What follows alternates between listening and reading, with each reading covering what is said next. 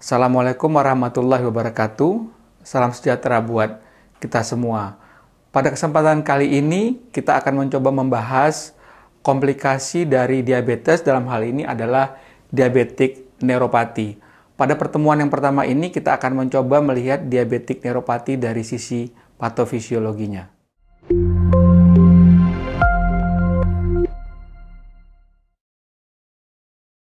Per definisi, diabetik neuropati adalah suatu kelainan daripada sistem saraf perifer, peripheral nerve system, yang mempunyai underlying disease atau penyakit yang mendasarinya yaitu diabetes mellitus. Yang mana kondisi ini akan menyebabkan disfungsi daripada peripheral nerve yang kemudian akan menimbulkan gangguan sensasi atau kemudian juga bisa berupa nyeri dalam hal ini pada kaki maupun kepada tangan, kemudian juga bisa menyebabkan gangguan daripada saraf otonom yang kemudian akan menimbulkan, contoh misalnya pada saraf pencernaan akan terjadi gangguan digesti daripada makanan sehingga pasien cenderung untuk merasa kembung, cepat kenyang dan lain sebagainya. Kemudian juga bisa menyebabkan carpal tunnel syndrome dan juga gangguan-gangguan yang terkait dengan saraf lainnya. Dan yang salah satu yang harus kita ingat bahwa gangguan atau disfungsi daripada saraf perifer ini seringkali berujung atau akan mengakibatkan amputasi pada pasien-pasien diabetes. Dan kalau kita lihat sekarang, amputasi pada pasien diabetes itu juga cukup meningkat tinggi. Yang mana kondisi amputasi selain menyebabkan dampak psikologis kepada pasien dan juga keluarganya juga menjadi suatu beban buat pembiayaannya. Nah, ada faktor risiko yang terkait daripada diabetik neuropati.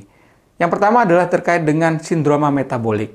Ya, sindroma metabolik yang melingkupi pasien-pasien diabetes, artinya makin banyak sindroma metabolik yang terdapat, maka akan makin tinggi risiko untuk mendapatkan suatu diabetik neuropati.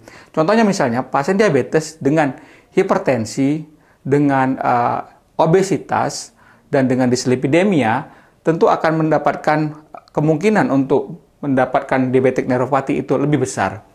Kemudian selain sindroma metabolik juga ada faktor risiko lain seperti merokok, kemudian juga penggunaan alkohol dan juga faktor usia di situ. Dan yang pasti adalah terkait dengan kendali daripada gula darah.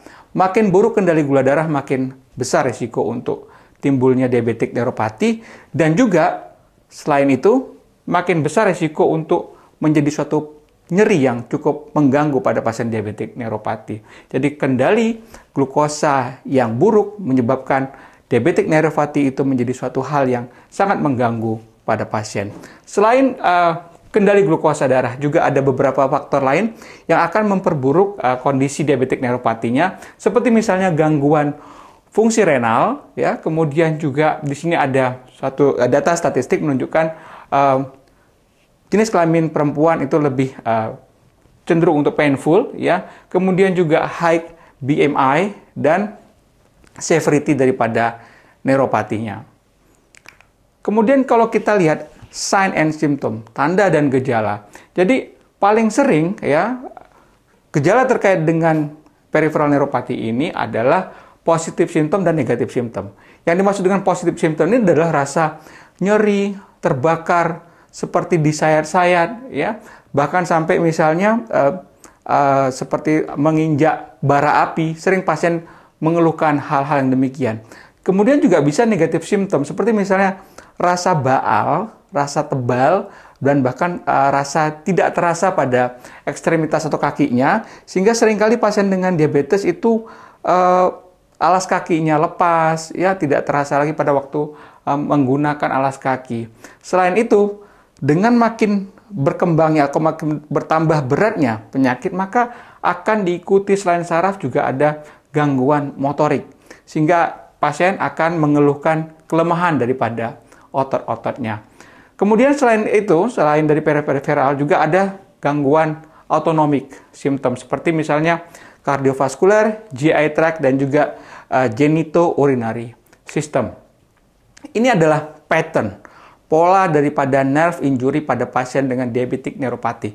Ini yang paling sering kita lihat, yang gambar A, distal symmetrical polyneuropati, di mana kondisi ini seringkali simetris.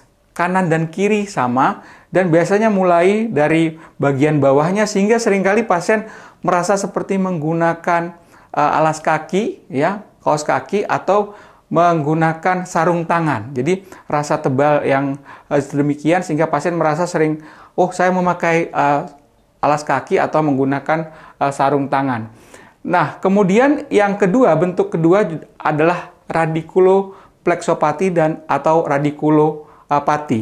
Ini juga menjadi suatu concern kita terkait dengan pola ini, di mana seringkali tidak ada keterlibatan dari disk, ya, daripada vertebra, tapi ini menggambarkan suatu nyeri yang bersifat radikuler. Kemudian yang lain adalah terkait dengan mononeuropati dan mononeuritis multiplex.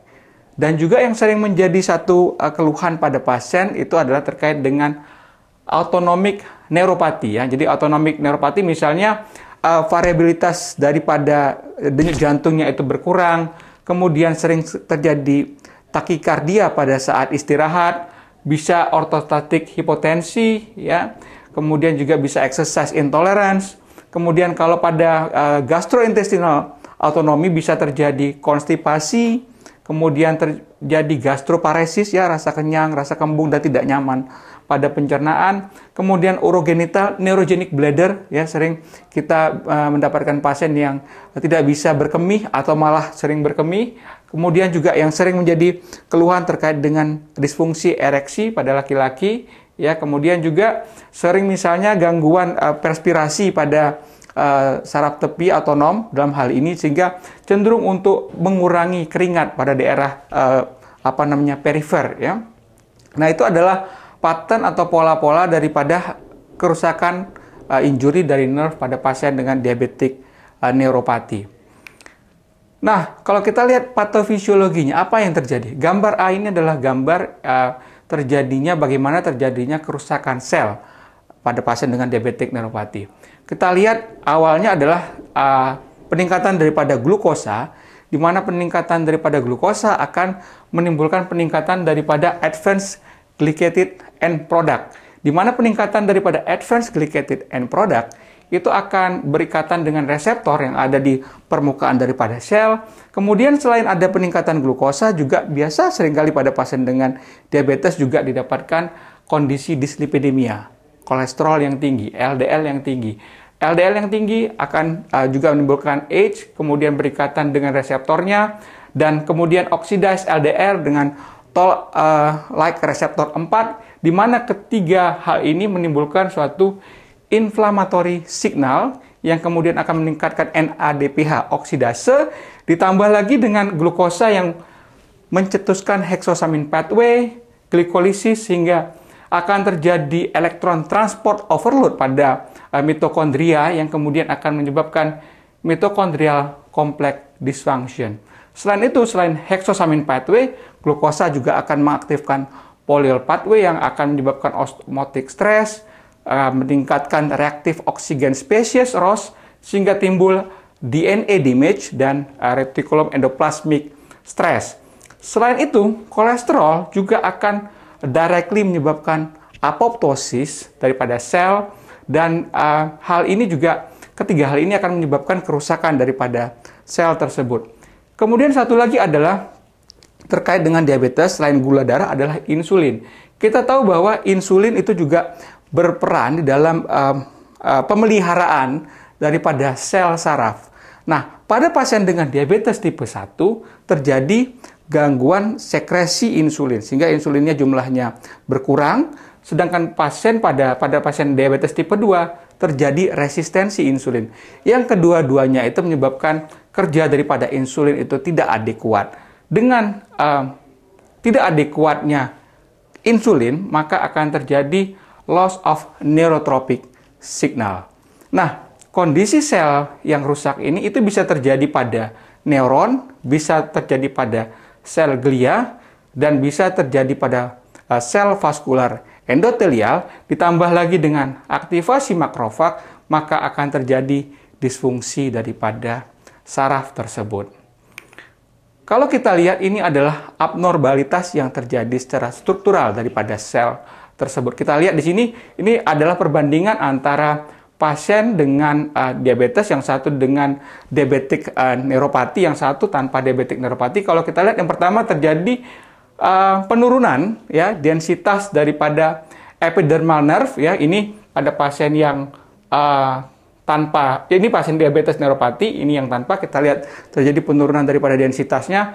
Kemudian juga terjadi penurunan densitas nerve myelinated ya. Ini kita lihat, ini yang tanpa diabetic neuropati, ini yang dengan diabetic neuropati ya, kompaktivitasnya itu menjadi berkurang. Kemudian kalau kita lihat juga terjadi perubahan daripada endoneural capillary dan epineural vessel pathology.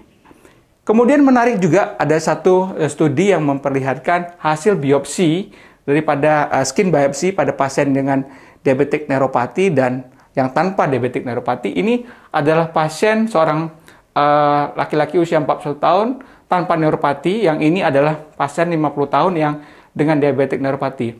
Kita lihat adanya crossing ya, saling crossing antara serabut saraf satu dengan yang lain pada pasien yang tanpa diabetic neuropati, sedangkan yang dengan diabetic neuropati terlihat tidak adanya crossing antara epidermal junction dari sel sarafnya ya. Ini ada crossingnya, di sini tanpa ada crossingnya. Jadi ini gambaran daripada diabetic neuropati. Apa konsekuensi daripada diabetic neuropati ini? Kita lihat mulai dari neuropati sensoris, motorik, dan autonomik. Akibat yang ditimbulkan oleh sensori neuropati adalah protektif sensasi yang berkurang. Ya, sehingga apabila ada minor trauma yang kecil-kecil, repetitif, berulang, maka akan bisa menimbulkan komplikasi lanjutan. Sensori neuropati ditambah dengan motor neuropati akan menyebabkan deformitas daripada kaki. Deformitas daripada kaki ditambah dengan abnormal dari foot loadingnya, ya. Apalagi kalau ditambah dengan autonomic neuropati, di mana pada pasien dengan diabetes seringkali kelenjar keringatnya juga berkurang sehingga kaki cenderung kering. Kaki cenderung kering akan menimbulkan cracking atau pecah-pecah pada kulitnya, sehingga adanya minor trauma dengan repetitive stress, abnormal foot loading ya, kemudian cracking pada skin ya, akan menyebabkan ulkus pada kaki. Ulkus pada kaki kemudian akan menimbulkan infeksi. Apalagi misalnya dengan kondisi hiperglikemia, gula darahnya yang tidak terkontrol, sehingga memperlambat proses penyembuhan daripada luka. Memperlambat proses penyembuhan luka, infeksi, selulitis, osteomyelitis, akhirnya timbul hal yang sebaiknya kita hindari, yaitu amputasi. Termasuk misalnya selain gangguan daripada saraf, pada pasien dengan diabetes juga terjadi peripheral vascular disease, gangguan daripada peredaran darahnya, sehingga ada shunting arteriovenous, menyebabkan juga penyembuhan daripada luka menjadi lebih lama. Nah, yang sebelah sana adalah terkait dengan bagaimana terjadinya karkoneuropati pada pasien dengan diabetic neuropati, di mana hal itu terkait dengan sensory neuropati, repetitive microtrauma, kemudian continued weight bearing, uncontrolled inflammation, yang akhirnya adalah timbulnya deformitas.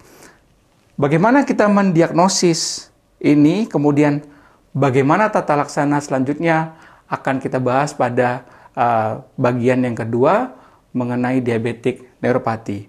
Sementara itu yang bisa kami sampaikan terkait dengan pertemuan pertama kita ini mengenai diabetic neuropati. Dalam hal ini kita fokus pada patofisiologi. Jangan lupa untuk like dan subscribe Endometa Channel yang ada di YouTube. Terima kasih atas perhatiannya.